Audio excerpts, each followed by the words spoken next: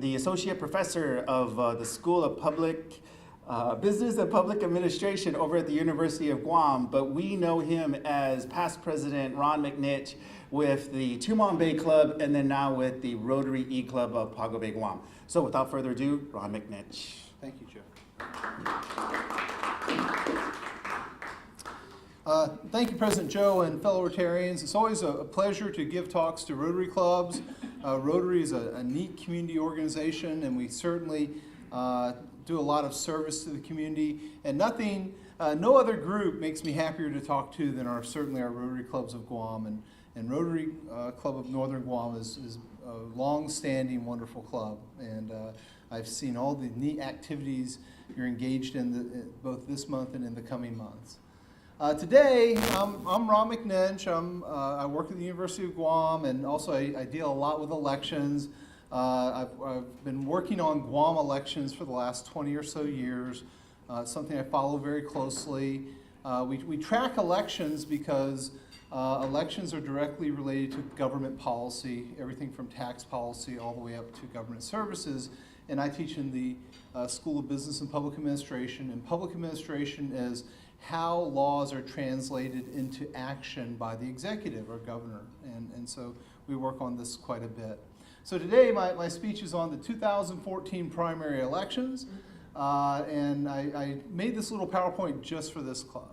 So if we can have the next slide. The first race I'm going to talk about is the delegates race, and why the delegates race matters a lot more than people think it matters. All else equal, Madeline Bordallo should proceed all the way to the general election. I think everyone's probably pretty certain about that. And also, Margaret Metcalf will proceed. Well, the interesting thing is Metcalf is the most viable Republican candidate we've seen since 2002. And by that, I mean, and it's something that's not stated very much, but I'll tell you from a campaign electioneering standpoint, it's very, very difficult for male candidates to run against female candidates. It's really tough. Female candidates running against female candidates usually are generally more successful. And so I think that Margaret Metcalf in this head-to-head race is probably going to do a lot better than people might expect. And in fact, she's right in the zone of being able to, if the numbers wobble right, she could win it. On the other hand, it could be Madeline at 55 and her at 45. This has a major effect on the rest of the races because for the first time in 12 years, Madeline Bordallo has to absolutely make sure her party is behind her to get elected. This is a governor's race also, and so that the governor's race benefits from this Democratic rallying among the Democrats, and so the governor's race side benefits from that. And that's something that hasn't been really talked about very much. But certainly, this race is certainly a race to watch, and it's one that might have a surprise or two. Maybe not, but it might. In the legislative races, the Democrats have incumbency. The reason they have incumbency is they haven't had the executive branch in so long. They haven't dominated the executive branch since 2002, and so there's no real jobs for the Democrats, so they end up haunting the legislature. And I don't mean to sound negative when I say they haunt the legislature or anything else, and luckily we have election opportunities to change our minds if we want, but certainly they've dominated the legislature because there's no Democrat jobs in the executive branch, and this is the case there. They have plenty of incumbents, several near incumbents, people who have served before who are coming back, pretty strong group. The Republicans have 5 incumbents plus 2 near incumbents that are very strong, and of course that's Frank Blas and Jim Espaldon. Both of them are doing very well in all of our polling. Espaldon's name hasn't really came up as strongly as possible outside of the focus groups we do, but he's always showed up very well. And so, all else equal, it looks like 8-7-9-6 on the Democratic legislative side. The problem is the Democrats, ever since probably 6 years ago, could have had a supermajority. That is, 10 or more Democrats making a veto-proof legislature. But the Democrats don't cooperate enough with each other to do that. They get their groups to bullet vote for only certain Democrat candidates, and that lowers the opportunities for the other Democrat candidates to their detriment, and that's why we don't see a really dominant Democratic legislature with a supermajority. But it wouldn't be that hard if the Democrats could agree, and they don't agree on anything, by the way. That's what Democrats are like. I mean, Republicans tend to shut up more and move on and not worry about things, but Democrats will argue about things for years against each other. I don't know, they need to get over it. But the thing is, if they could just agree a little bit more, stop bullet voting, that is voting for one or two or three Democrat candidates and that's all, vote for more people that are lower down on the list, they could have a supermajority. And that's something else that we study quite closely and we take a look at. In general, people they suboptimize, they use about 12 of their 15 votes for the legislature. So there are 3 votes out there in any given ballot that aren't used. And if Democrats could just encourage everyone to vote for their party and not bullet vote, they would do better. The Davis case. This hasn't really came up in terms of Guam politics, but it's very important. The hearing, of course, is today at the Federal District Court for the Ninth Circuit. It's a basic voting case, and it's the VRA, or Voting Rights Act. I believe, all else equal, if it goes all the way up to the Supreme Court, the Voting Rights Act is the Voting Rights Act. Okay? And what Guam should have done is called this vote something other than a vote, like a community consensus survey or something, and then get around the voting aspects of it. But because they've used the voting language and voting techniques to express political status opinion, they've locked themselves into the voting rights aspect of this issue to their detriment. And we need to have our leaders either rethink the strategy of requiring a vote or using a vote and using something else, or making the vote more inclusive. And I say this because if you go the small numbers, which are to say we have a restricted vote, we don't let everyone vote, then that's the divisive side that you don't get the majority of the electorate behind. If you go big numbers and become inclusive, and this is the strategy for gubernatorial candidates, you get everybody.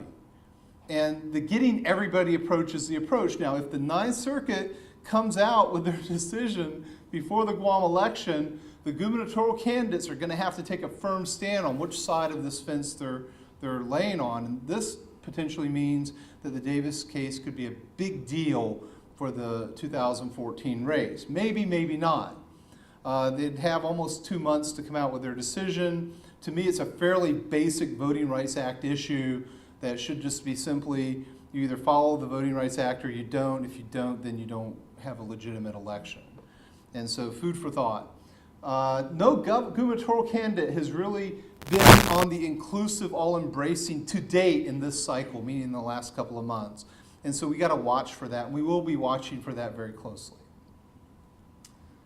The governor's race. Of course, Governor Calvo's going to go to the primary, or go through the primary and go to the general election. And of course, Governor Gutierrez is going to go all the way through to the general election, but there's a big difference. The numbers, whenever you have a primary, regardless, they reset.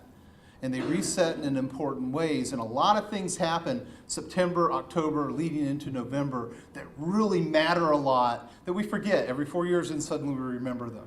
And those are some of the things I'll talk about very briefly right now. On the historical numbers, the Democrat base is around 45% for governor.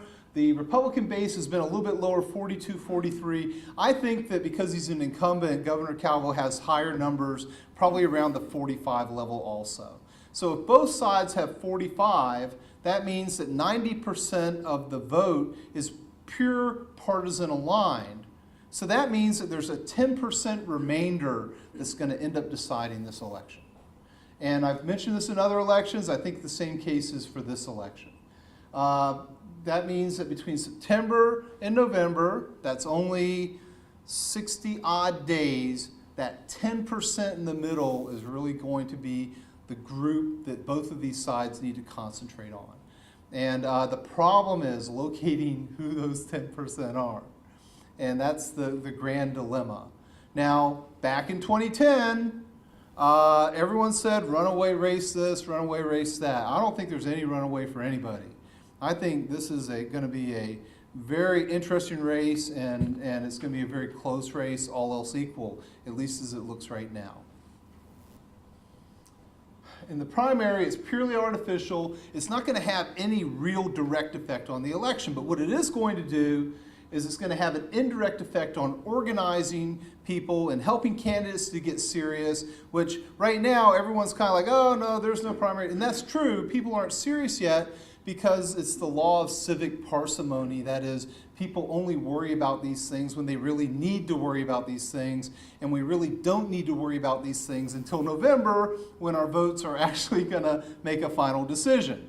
But what's going to happen is Gutierrez is going to get a huge amount of fundraising after this dang primary. That's what's going to happen. And that hasn't happened yet. But once this primary is over, people are like, yeah, this is for real. We have 60 days to decide whether we're going to support or not support. Once that fundraising cycle kicks in, you're going to feel very differently in September and October than we feel today about this coming election. And it's going to end up being a kind of compressed election cycle like we're kind of used to.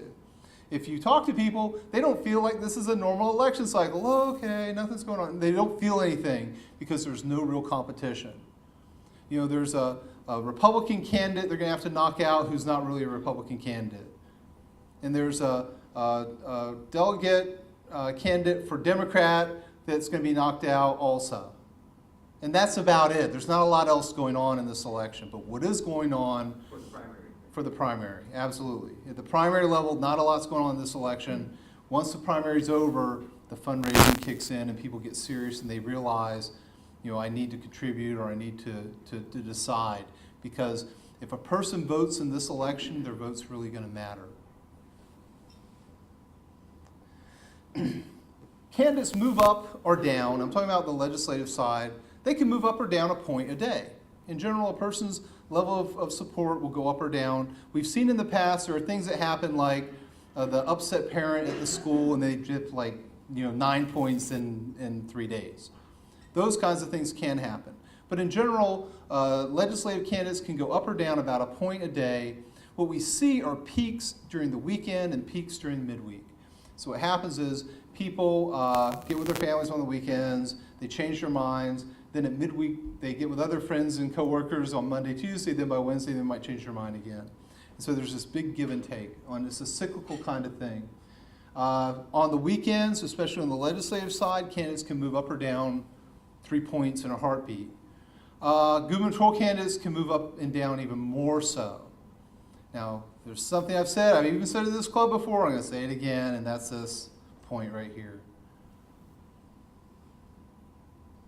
This is what the weekend looks like this coming year. We have Halloween, happy Halloween, trick or treat, on Friday.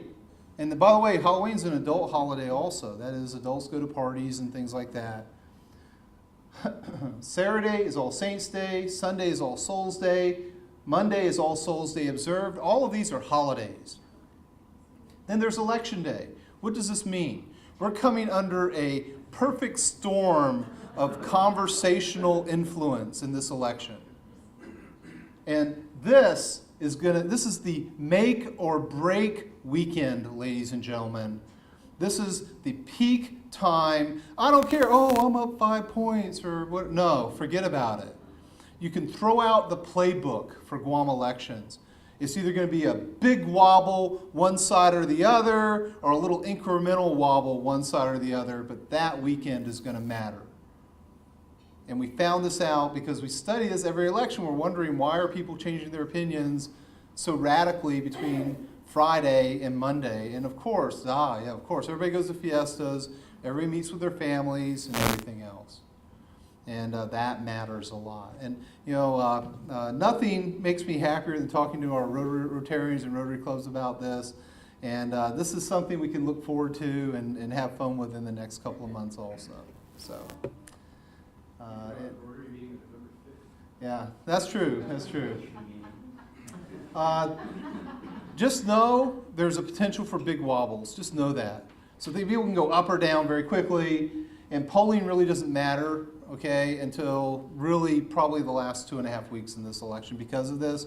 And even if a good solid poll comes out with using the best polling techniques possible on October 29th, Thursday, by Tuesday, it could be entirely different because of that long weekend. So just know that. And it's going to depend on who you talk to and what they're talking about and how people are feeling at that particular moment.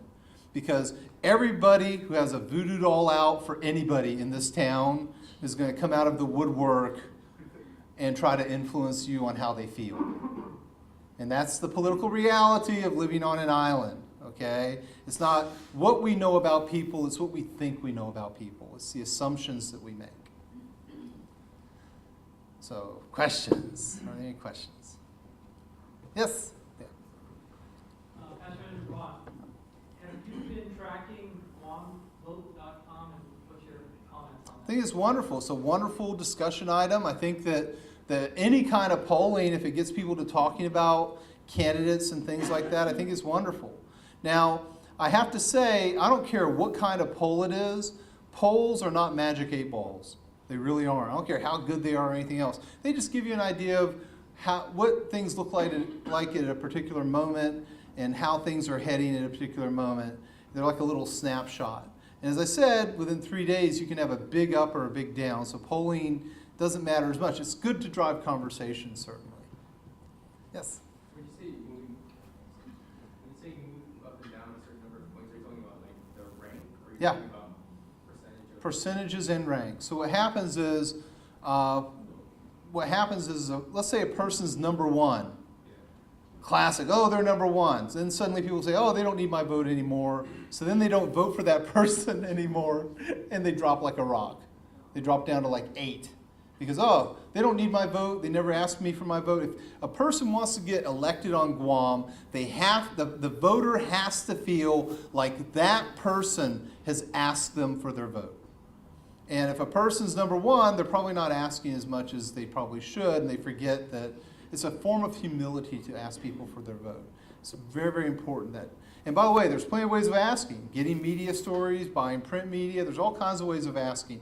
But you have to ask, and the voter has to feel connected in some way also, directly and indirectly. Yes, Ed? Sorry. Yeah. You know, hearing how many candidates are running and between a Republican, Democrat, and Congress, do we really need a primary election? No, we didn't need a primary this time. We should have had a runoff if we needed it. The problem is payola. And now, don't get me wrong, I'm not criticizing the election commission or whatever else. But from what I heard, the election workers get $300 just for showing up at the election day. That's a lot of patronage money, not party patronage, but election patronage money. And no politician in his right mind would tell a person that they can't have their $300 for showing up to a nonsense election. Because this is not going to happen. It's just a form of payola. Yeah, I know, it's tough. Amir? If you're on when candidates are expressing that they want this to be a clean election, but you represented a point in time where there's about 5 days before actually voting counts in the general election, where there's a lot of public discussion. Do you expect to see some mudslinging and some dirty politics or some tactics to get people to sway people's opinions on a certain candidate? Well, there's always dirty politics because there's always dirty people. And that's the reality. Yes or no? What is this? What is this? This is the Rotary, people. And what's the first thing about Rotary? Is it the truth? Yeah, there's always dirty politics because there's always dirty people. The problem is some dirty people are easier to see than others. Okay? And then, that's the reality. And unfortunately, that's the reality. But the problem is, when people do dirty politics here, luckily we're in a community that questions those kinds of dirty tactics. And the real issue is when these dirty tactics happen right like the day before the election and the person can't respond to them. And in general, we've learned how to fight that, or candidates have learned how to fight that through effective communication, and they're able to then redeem their name. So those aren't as effective as they are anymore. But in general, I know for a fact some people say very vicious lies about some candidates that are just totally inappropriate, and they get away with it. Nobody calls them on it. And they're doing it very blatantly, or they'll misrepresent something a person says to hurt them. They do this very blatantly. And there has to be like a BS detector. And no offense, and I'm not talking bad about our media here, but sometimes Guam media is too nice to candidates. For example, Jonathan Tovez. Everybody knew Jonathan Tovez was a child molester, and he's running for the school board. The media didn't go after him on that. And that's to the media's, detriment, because that was a legitimate story. So food for thought. And so sometimes we have to, be vigilant and know that people are going to do bad things during election time. And we have to be pragmatic about it. Yes, Jared. Good to see you, Pastor. Ron McNinch, thanks. I was talking about this with my son, that's a high school senior, and we were kind of hypothesizing, how does someone's name placement on the ballot, like their number one, if you're number one, are you most likely to get reelected just because of the people that aren't thinking? Do you have any information on that? I'd like to kind of win the bet with my son. Sure. Actually, tell your son it's a great science fair project, and there's empirical data to show the significance of it. You can look at the numbers and look at the placement and tell that there's no difference. What does matter is if you have a weak candidate who's bracketed between two strong candidates, so they mark the strong candidate above them, mark the strong candidate below them, and then when they go through it, they get the mulligan of, okay, maybe him too. And so they get bracketing a little bit where you have a weak candidate get more votes than we thought for that reason. But in general, there's no correlation between 1 to 15. What happens is we know from voting ballot behavior, because we study this, we give people practice ballots, we ask them afterward how they marked it. People will tend to mark 3 to 5 names, particularly on one side of the ballot. Then they'll mark 3 to 5 names on the other side of the ballot, and then they'll choose in between the remainder. And it has nothing to do with where they're at on the line. Yeah. Unless there's a magical cluster of heavy-duty names that are all in a row, which can happen. Yes, Amir?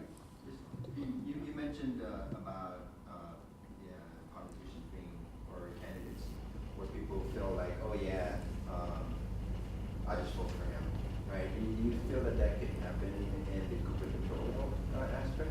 No, I think either, and we're among friends here, right?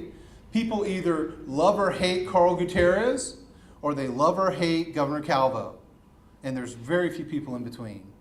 There's me, of course. I like them both. They're both nice guys. But in general, people, or they strongly like one or the other. There's very little in between. The other thing is, when people have friends and they say, oh, I know him, I've known him since, whenever, that's a major influence. Friends and family talking to you and massaging your opinion a little bit on them, that forces the vote. That's the most effective electioneering technique there is on Guam, is friends and family kind of pulling you aside and say, you got to trust me on this, vote for so-and-so. And that's the most effective technique. Yes, Past President Ed. What's your prediction, Governor? The one with the most votes. No doubt. I'm going to tell you, 500 votes the last time. What is past this prologue? I'm telling you, I wouldn't be surprised if it was a 500 vote election again. On the other hand, it could be a blowout on the other side. Who knows? But my real feeling is it's going to be a close race. By close, within 3 points. That's a close race. That's a good, strong close race. Last time it was less than 1 point. So. Any final questions? Okay. Past President Ron, it's always a pleasure to have you visit our club. Thank you very much. All right.